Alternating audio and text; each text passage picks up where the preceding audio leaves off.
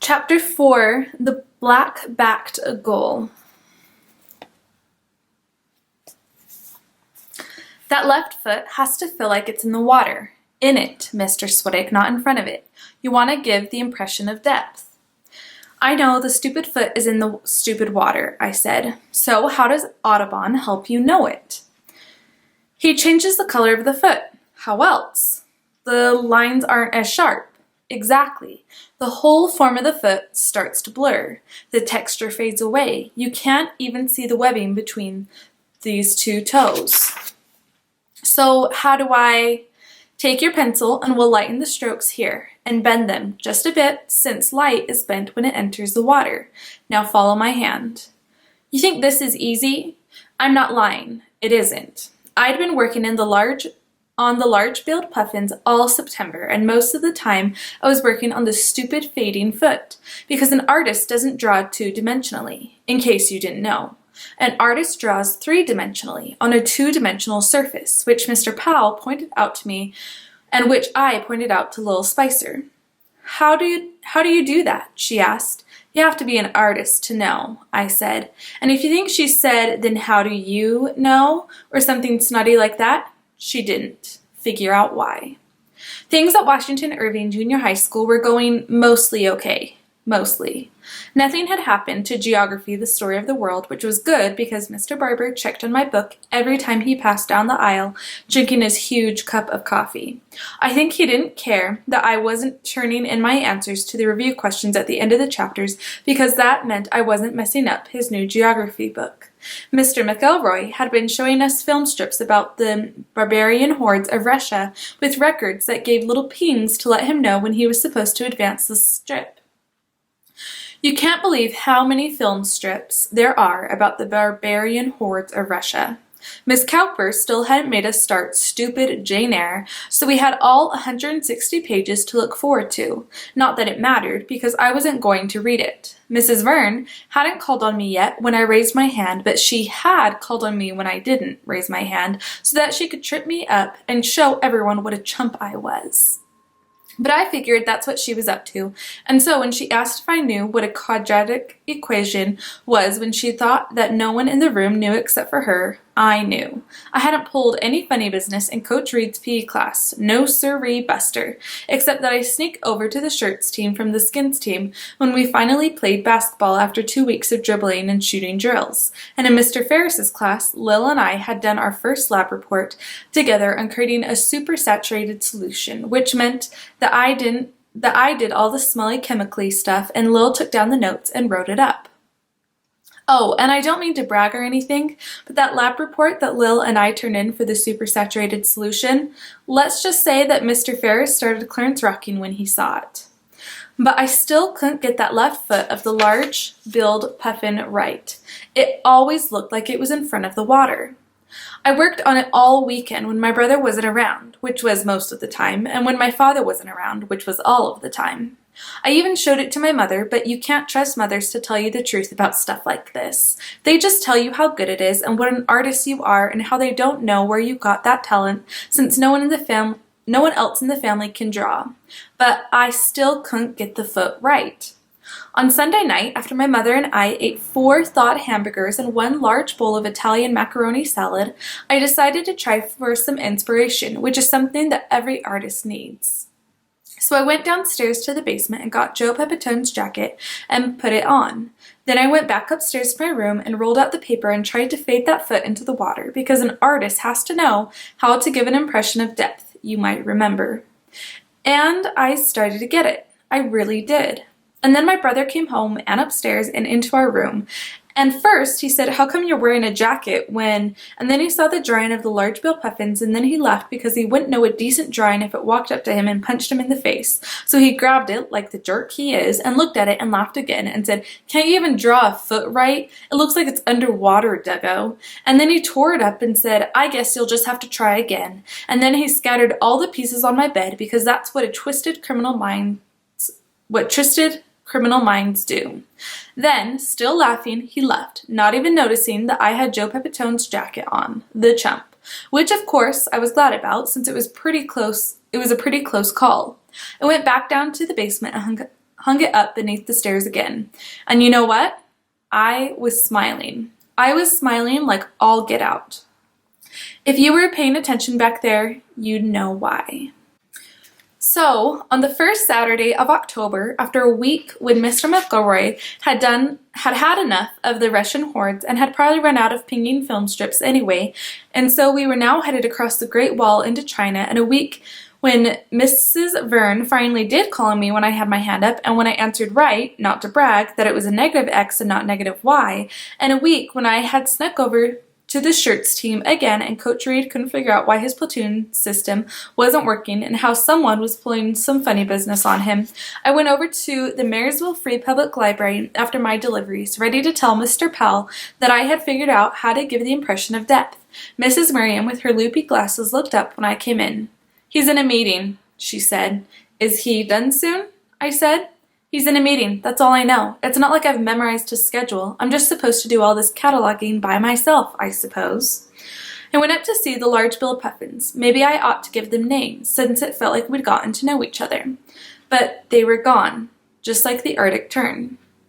This time, the page was turned to a dying bird, and I mean really dying. Most of the picture was this one wing held straight up. All its feathers were spread out, and you could see how Audubon got their pattern down. 3 rows of long, overlapping dark feathers tipped white at the ends. You could feel how the wind would cruise over them. It was so beautiful, and it's what you looked at first. And then you looked down at the second wing, which was crushed. And then you looked at the belly of the bird, which was spurting thick red blood all over the dark feathers. And then you looked beneath the bird, where the blood was in a puddle. And then you looked at the bird's head. After that, that's all you looked at. I would have given Joe Pepitone's jacket to save this bird. His beak was wide open and his tongue was stretched out into a point. He was screeching while his blood ran. His head was pulled far back like he was taking one last look at the sky that he would never fly in again, and his round eye told you he knew that everything was ruined forever. It was a horrible picture, and I couldn't stop looking at it. I was still looking at it when Mr. Powell puffed up the stairs after his meeting. He came over to the bird and took off his glasses to rub his eyes. Just so you know, he didn't have his glasses on a loop because I had finally told him how dumb that looks. "Mr. Powell," I said, "he's dying," as if someone needed to point that out. He nodded and put his glasses back on. "That's how Audubon got his specimens," he said. "For some reason, he wanted to show the black-backed gull after he had shot it." He leaned against the case. "What happened to the puffins?" I said. "I want you to work on this gull now," he said. "You see how Audubon has combined some of what we've worked on before? When he stretches out his wing, the bird seems so still, like the large-billed puffins, but the bottom half of his body is in movement, like the Arctic tern." "Not like the tern," I said. "No, not exactly. So what happened to the Arctic tern and to the puffins? Do you see how he's left the space white and blank behind the gull? He doesn't want anything to distract the eye from the outstretched wing. He doesn't even want to give the impression of depth." "No," said Mr. Powell, "which we'd be able to see if we compared the puffins to the gull." Mr. Powell nodded. "So can we do that?" Mr. Powell took off his glasses and rubbed his eyes again. "We can't do that," he said. "Why not?" "Because the large-billed puffins are gone. The page is sold." "Sold?" "The puffins are gone, Mr. Sweattick, and the Arctic tern, to an anonymous collector from overseas, I'm told. And the red-throated diver sold because the buyer thought it would make such a nice picture over the fireplace in her parlor, and the brown pelican, and if you were in the meeting with me downstairs, you would have seen Mr. Ballard's secretary hand over a check for $2,400 made out to the town council of Marysville. She'll stop by tonight to pick up the yellow shank."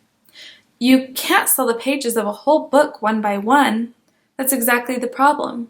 When it's an Audubon, you can. Most buyers can't afford a whole book, but they can buy one plate at a time if they find someone low enough to cut them out a folio."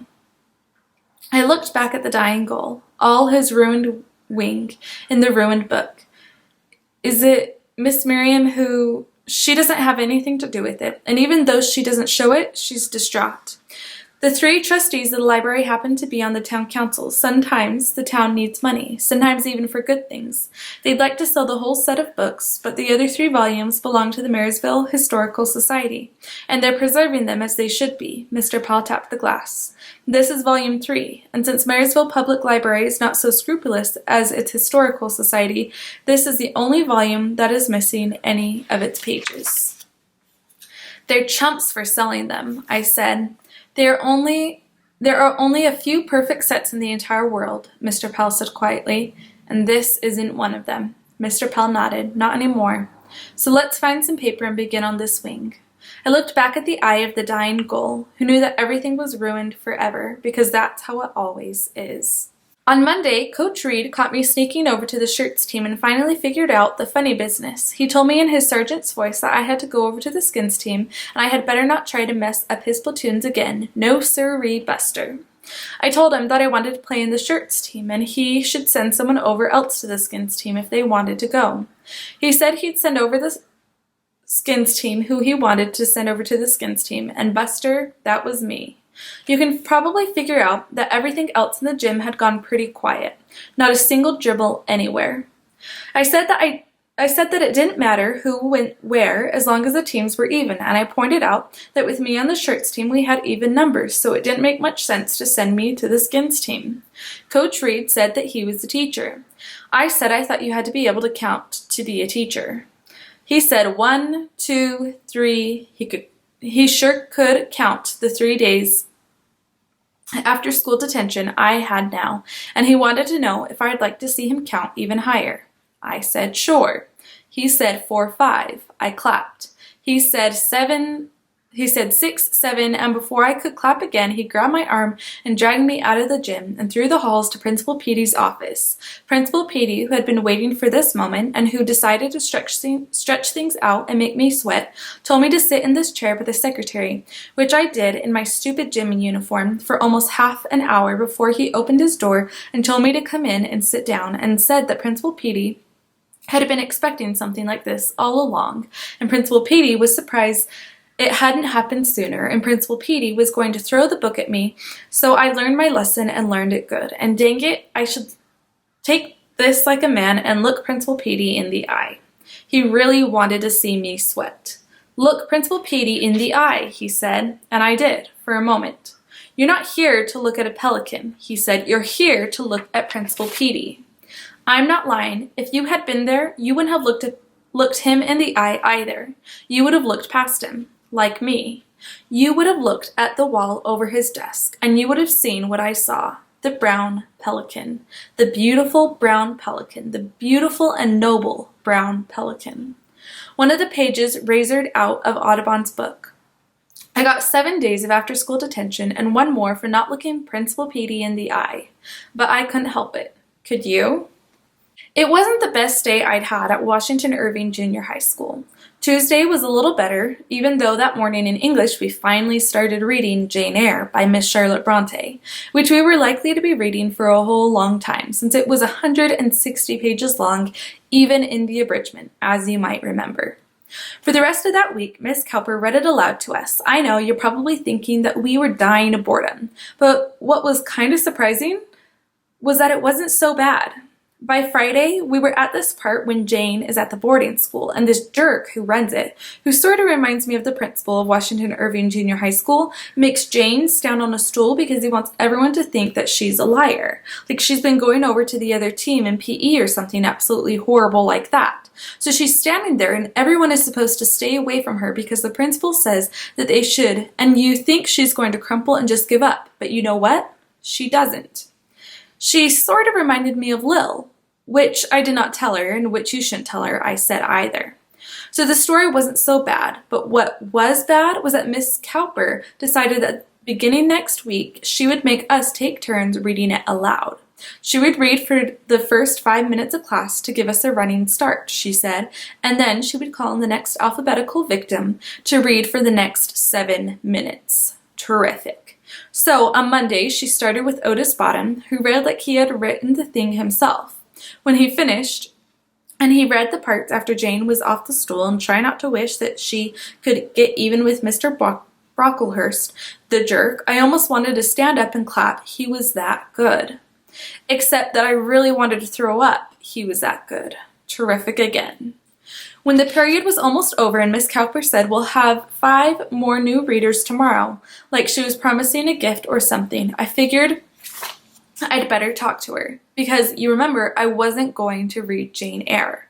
So I waited until everyone left, even though I might be late for Mrs. Verne's class, and I knew that Principal Petey would love to see me waiting outside his office for another 30 minutes.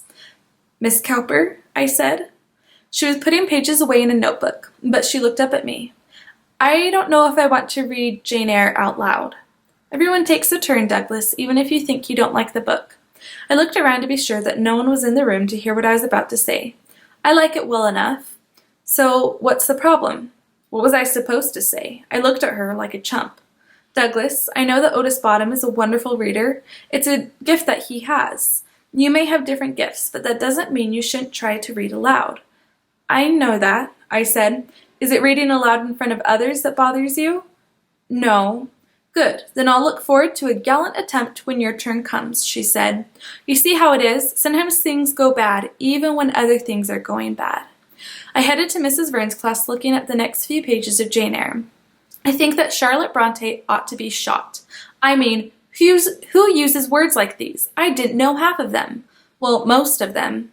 Okay, I'm a chump. So what? And what was I supposed to do? I thought of Jane Eyre standing on her stool, everyone looking at her. I thought of the dying gull. I hate this stupid town. Detention that afternoon was with Mr. Ferris because the 8th grade teachers took turns monitoring after-school detention, which probably put them in really good moods. So I stayed in his room after school and waited for the other twisted criminal minds to come join me for 90 minutes of forced study. It didn't help that it was one of those perfect blue, cloudless days where the trees are starting to golden up and the breezes are cool like they are during a World Series, and you can imagine having a catch with Joe Pepitone or Horace Clarke or someone like that. But instead, you're sitting in the physical science room, and it turns out that you are the only twisted criminal mind. So you're all alone while Mr. Ferris works on his next lab preparation. I flipped through the pages of Jane Eyre. Hopeless.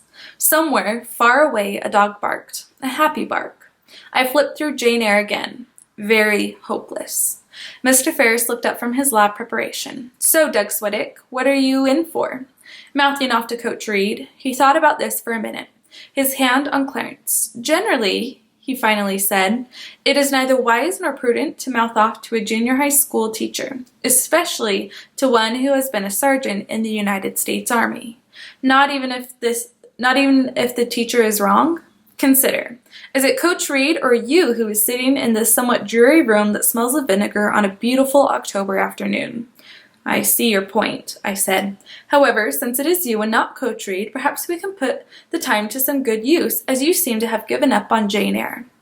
"Have you ever seen the pelican in the principal's office?" I said. "Are you trying to illustrate a principle of randomness, Doug Swedick?" "No, really. Have you seen it?" "I have." "Don't you think it belongs back in the book it came from?" Mr. Ferris rocked Clarence thoughtfully. "I understand it was a gift to him from the town council when he was appointed." "So you do think it belongs back in the book it came from?" Mr. Ferris smiled. "In general, I adhere to the notion that things belong in the class to which they have been assigned, which leads us to the periodic table." No, more about the pelican."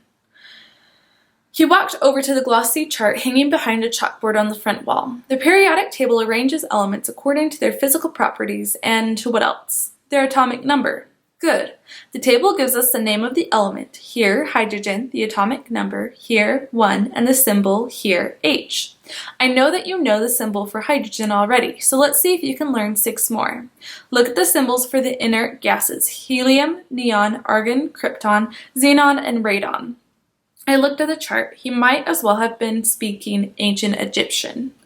"All right," he said, and he walked to the other side of the board. "Look at me and tell me that symbol of the first inert gas. Helium." I shook my head. He looked at me. "Glance back down at that chart, find neon, and tell me what the symbol is." I looked back at the chart. I shook my head again. Mr. Ferris looked at me for a long time. Then he walked back over to the chart and pointed. "Ne," I said. "Good. Try xenon. Goodness." he said. It has an atomic number of 54. XE, I said. Good, now look over here at the transitional elements. He pointed to element 29. This is copper, he said. The symbol is Cu. Good. He moved his finger down one element. The symbol for this one is Ag, I said. Good. He moved his finger down again, and this one, Au, I said. He moved his finger over one, and this one, Hg. Good, he said. Doug, of Ag, Au, and Hg, which one is a symbol for silver? I didn't even have a guess. Ag, he said. And that was how Mr. Ferris figured out what no teacher had figured out before. Terrific.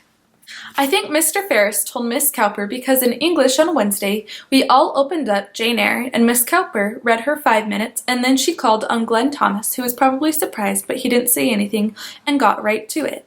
And Miss Cowper, and you may think I'm lying here, but I'm not, Miss Cowper didn't look at me until the end of class just before the bell was about to ring and Jane Eyre was about to leave Lowood Institution. Douglas, she said. I looked at her. I had been waiting for something to happen, and I figured that this was it. Douglas, do you think that Jane Eyre should feel guilty for not being able to save Helen Burns from dying? It wasn't her fault. That's right, she said. It wasn't her fault at all. She looked at the whole class.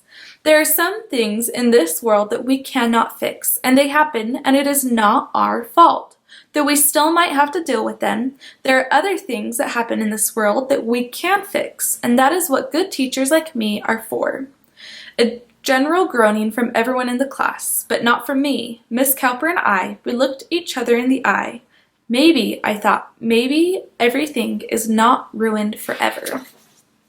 That day, I was supposed to have my last after-school detention with Mr. Ferris again, but when I came in, he told me to report to Miss Cowper's room. How come? I said. Because I am a mean old crank who is likely to beat you if you don't, he said. I think I better go to Miss Cowper's room, I said. I think you better, he said, and started Clarence rocking. Miss Cowper was waiting for me when I got there. Just the person I need, she said. She held up a batch of dittos. Their blue alcohol smell fluttered around them. I've been developing a county literacy unit, and I need a student to practice on. Would you be willing? What do I have to do? You play the part of the student who is learning how to read. Are you a little suspicious here? The student who is learning how to read? I said. She nodded. Miss Cowper, if this is because you think, show me what you've been working on with Mr. Ferris. I set my books down. On my desk, I went up to the chalkboard. I wrote A.G. This is a symbol for silver, I said. She came up to the board and took the chalk from my hand. She wrote silver. So is this, she said. Let's get started.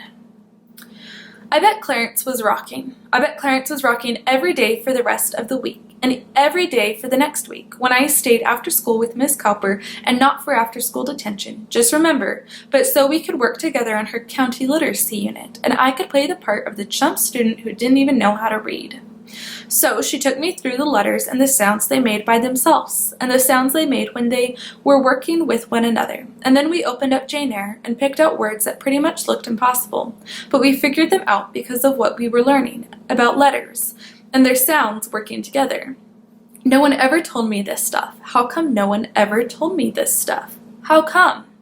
And by the way, in case you want to know, AU is a symbol for gold, which has a hard G and one vowel.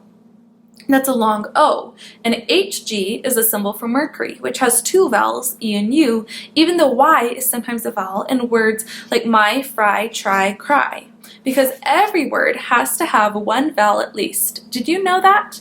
And the C is hard, not like in pace or scent where the C is soft, but in like cure and cur and care. How come no one ever told me this stuff? On Saturday mornings, during deliveries, I'd practice picking out new words in Jane Eyre, sounding out the ones that needed sounding out, and I'm not lying, there were plenty. A new servitude. There is something in that, I soliloquized. I mean, who talks like that? Do you know how long it takes to sound out the word like soliloquized? And even after you do, you have no idea what the stupid word means, except that it probably just means said, which is what stupid Charlotte Bronte should have said in the first place. When I delivered Mrs. Mason's groceries, she saw that I had Jane Eyre stuck on my arm. "Oh," she said, "that was my favorite novel in school." "It was?" I soliloquized. "Yes," she said. "Have you gotten to the part where Bertha bites her brother and almost kills him?" "Mrs. Mason," I said, "I haven't gotten to anything half as good as that." "Keep with it. You will." That morning she gave me 3 powdered sugar donuts. When Mr. Loeffler saw Jane Eyre, he said, "You poor kid. Did you have to read this in school, Mr. Loeffler?" He nodded. "Fortunately," he said, "I got appendicitis in the middle of it and almost died. Best thing that ever happened to me. I couldn't go back to school for 3 weeks. How are you feeling?" "It's a new servitude," I said. "If I were you, I'd start thinking about pains in my gut." When Mrs. Doddery saw Jane Eyre, she said, "Do you like to read?" "It's complicated," I said. She thought for a minute or so, pushing back her kids like they were a tide about to flow out the door. "I'm looking for a babysitter for some Saturday nights," she finally said, "but you'd have to like reading since not a single one of these kiddos goes to sleep without a book." I looked at how many kiddos there were. I figured she must have had trouble finding a babysitter if she was asking me, the brother of the twisted criminal mind. I looked at the 5 kids. 3 of them had something red dripping all over their hands. I was afraid to ask what it was. Mrs. Doddery was probably desperate. "It pays very well," she said. She was definitely desperate.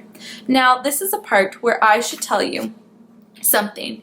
You know how I'm making $5 plus tips every Saturday? And we both know that's good money, right? You might remember that my father knows that I'm making $5 every Saturday morning, and he thinks that's good money too, so he takes it since I'm supposed to be helping out with the household expenses.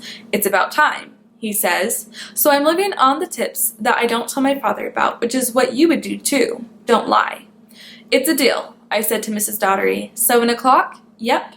I'll have the books waiting for you." Terrific.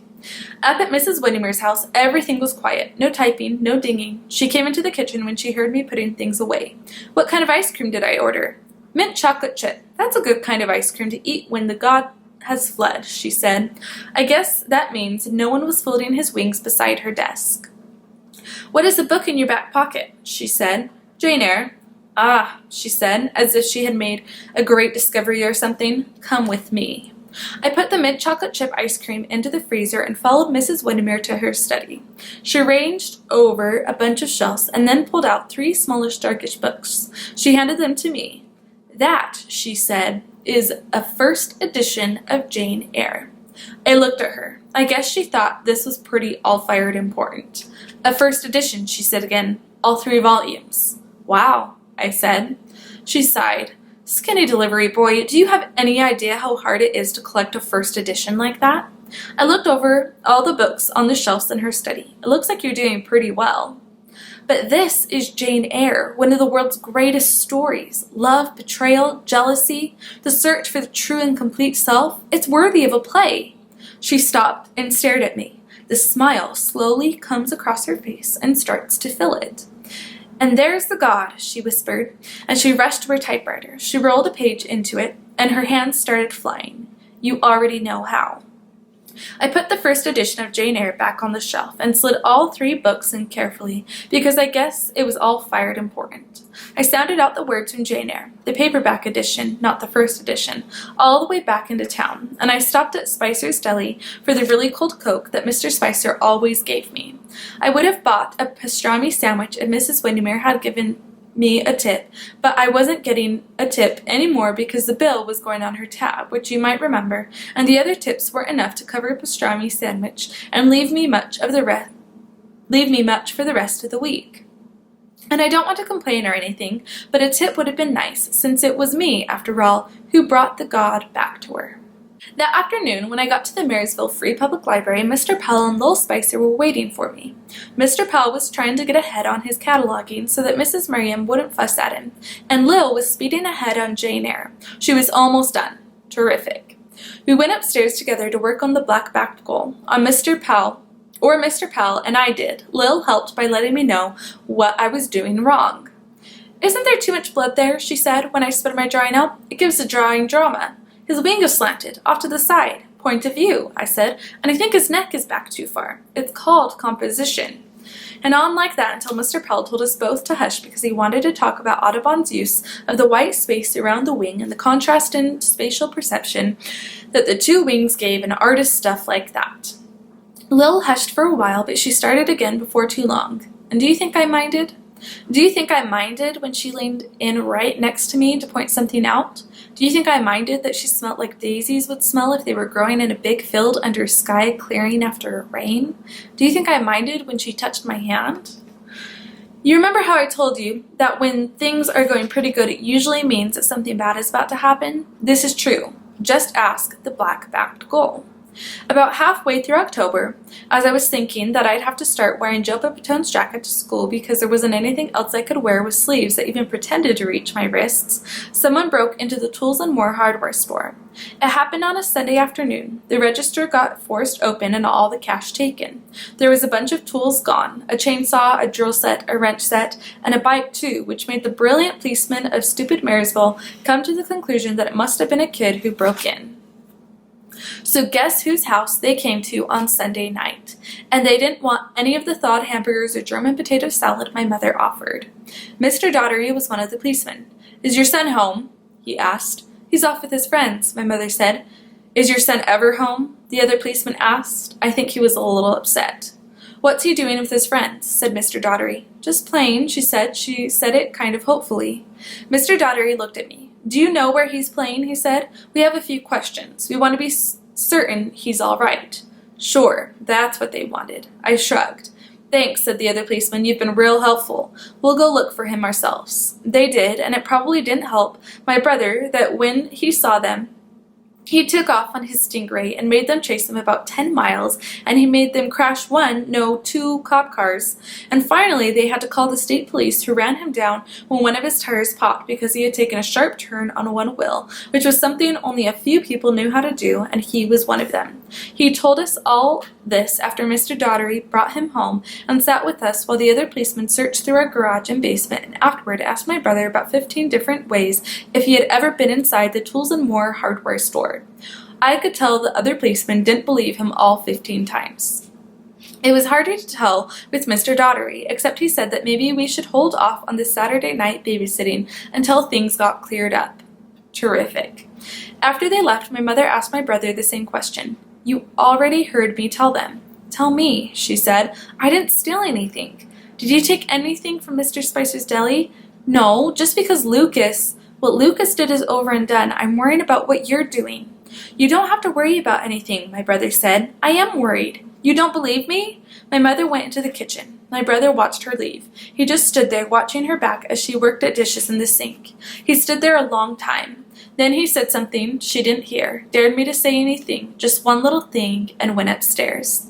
I did my homework at the wobbly kitchen table, mostly Mrs. Vern's stuff and copying a map of the Mississippi River from Geography, the Story of the World, which, I want you to know, was still as clean and perfect as the day Mr. McGraw-Hill sewed the cover on. I also drew costumes of the samurai tradition of Japan, where we'd gone with Mr. McElroy after we left China. And of course, I did a few pages of Jane Eyre, who was settling in at Mr. Rochester's house even though he hadn't shown up yet. At least, I think he hadn't shown up. I took my time. When I finally did go upstairs, all the lights were off and my brother was in bed. The covers were drawn up over his head. You know when someone has been crying, something gets left in the air? It's not something you can see or smell or feel or draw, but it's there. It's like the screech of the black-backed gull, crying out into the empty white space around him. You can't hear it when you look at the picture, but that doesn't mean it isn't there. The trees were reddening and yellowing. You could see the color moving like a slow tide coming down the hills that rose on both sides of stupid Marysville. One day it was only the trees toward the top ridges, and then the next the color was coming down, first where the trees stood mostly by themselves, and then in bigger patches of red and yellow, until the green was holding out only in the cut-ins on the hills. And then when the tops started to thin out and you could see the bare rock beneath them, the red and yellow reached the bottoms of the hills, and then the trees around town colored quickly, like they didn't want to miss the parade. Except the trees around the dump, their leaves turned brown and dropped. Terrific. My mother and I raked them across the front dirt and burned them in the street. Do you know what that smells like? It's the smell of fall, said my mother. Lucas used to love to play in the leaves before we burned them. He'd rake them up and jump in and scatter them all, and rake them up again and jump in again until he was covered in bits and pieces of leaves. And then he'd come get me and we'd burn the piles, and he'd stand there all serious and still like he was watching something far away. She shifted some of the leaves closer to the low flames. "He'll be back soon," I said. "I know he will." I looked at her face. She was watching something far away too. "I hope there isn't any more trouble," she said. And so, that's what I was thinking about in PE these days. I didn't want there to be any more trouble, mostly because my mother already had enough. So I was really trying not to get sent to visit Principal Petey again, even though it would almost have been worth it to see the brown pelican. But I was really trying. No funny business, no siree, Buster. And things were going okay, even though Coach Reed and I didn't talk much. We were finishing up the apparatus unit, which meant messing around on leather horses and parallel bars and ropes in the high bar, which people who are skinny and wiry like yours truly can do without breaking a sweat. Not that Coach Reed would ever say anything to me about that in a million years. I could have thrown a triple somersault full layout dismount and he wouldn't have said a thing. Pretty much, he walked around the gym and hollered at Otis Bottom or someone else and he wouldn't talk with me, and I wouldn't talk with him, and then he'd tell us to line up in platoons, and he wouldn't look at me. Which was fine, no trouble.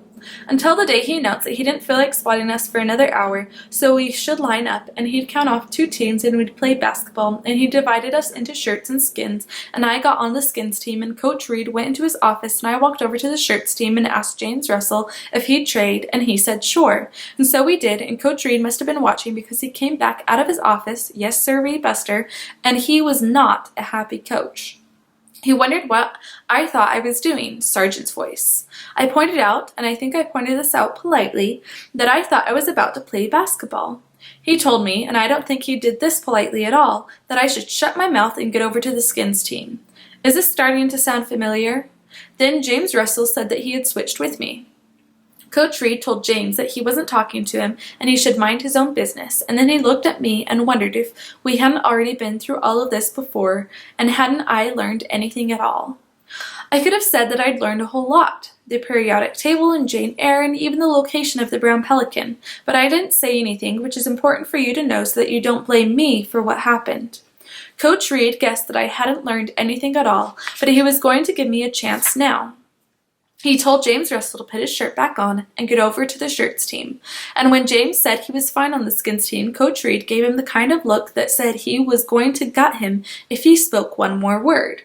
James put on his shirt and went over to the shirts team. "Sorry," he whispered when he walked by me. "Shut your face," Coach Reed said to him. Then Coach Reed, who is the kind of person that Joe Pepitone would probably want to pound into the dirt with his baseball bat, looked at me again. "Get over to the skins team," he said. Growled, really. I shrugged. What was I supposed to do? I walked over to the skins team.